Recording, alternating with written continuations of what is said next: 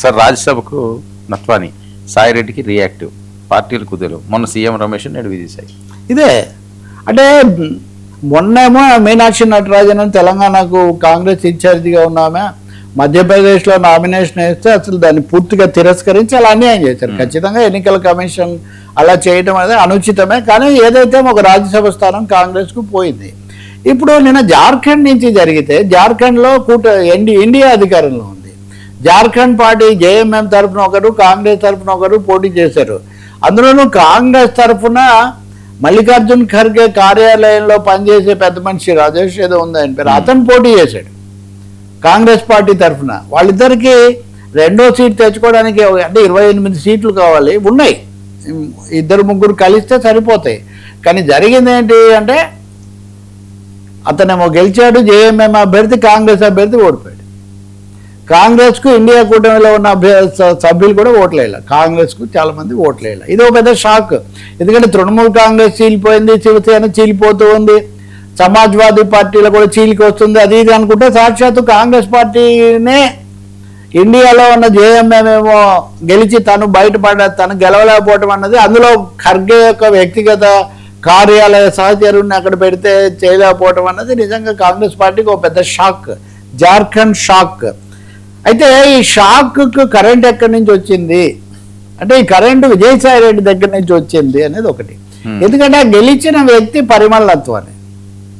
ఈ పరిమళ నత్వాని వ్యాపార నేపథ్యం అవన్నీ అందరికీ తెలుసు, పెద్ద పెద్ద కార్పొరేట్ నేపథ్యం. గతంలో ఆంధ్రప్రదేశ్ నుంచి కూడా ఆయన ఉన్నాడు. విజయసాయి రెడ్డి రాజీనామా వీటన్నిటిలో కూడా ఒక పెద్ద వ్యూహం ఉంది అని చెప్పారు. దాని ప్రకారం ఆయన ఒకసారిగా ఇక్కడి నుంచి జార్ఖండ్కి వెళ్ళి అక్కడ పోటీ చేశారు.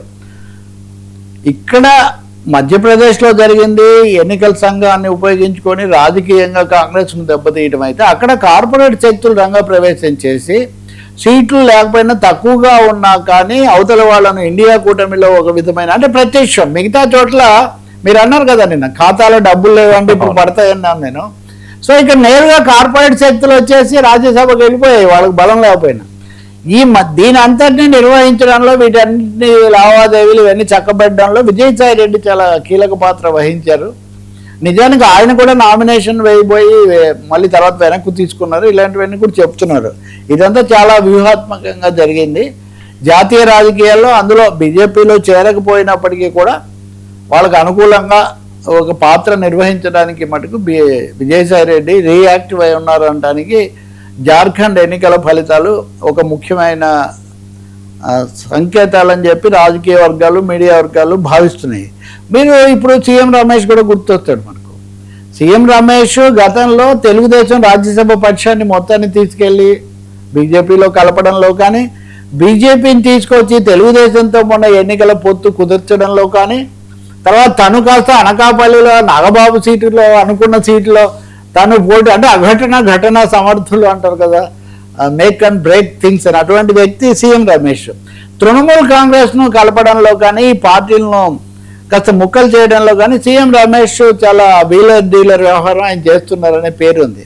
ఇప్పుడు మనకు తెలుగు వాళ్ళు ఇద్దరు చాణక్యులు ఏకకాలంలో దొరకడం అన్నది తెలుగు వాళ్ళు కొంచెం సంతోషించాల్సిన విషయం. అంటే ఒకవైపు నుంచి సీఎం రమేష్ కాదు, సీఎం రమేష్ పదవిలో ఉన్నారు, విజయసాయి రెడ్డి ప్రస్తుతానికి దూరంగా ఉన్నారు. కానీ ఈ క్రమంలో అతి కీలకమైనది వర్మ, రాజ్యసభ కూడా బీజేపీ యొక్క ఆధిపత్యానికి బాగా దగ్గరగా రావడం, దానికోసం రకరకాల పద్ధతులు అనుసరించడం.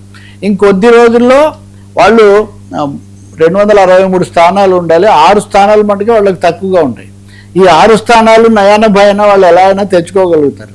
కాబట్టి రాజ్యసభలో కూడా 3/2 ఆధిక్యత దిశలో బీజేపీ వెళ్ళడానికి అందుకనే ఈ రాజ్యసభ స్థానాలు అంత కీలకంగా మారుతున్నాయి. కాకపోతే రాజకీయ వ్యవస్థలో ఎంపీల స్థాయిలో అసలు పార్టీలు విధేయతలు పక్కకు పోయి ఇంత ప్రాబల్యం పెరిగితే, ధన స్వామ్యం ఇంత ప్రభావం చూపితే ఏమవుతుంది అన్నది మటుకు ఆందోళన కలిగిస్తుంది.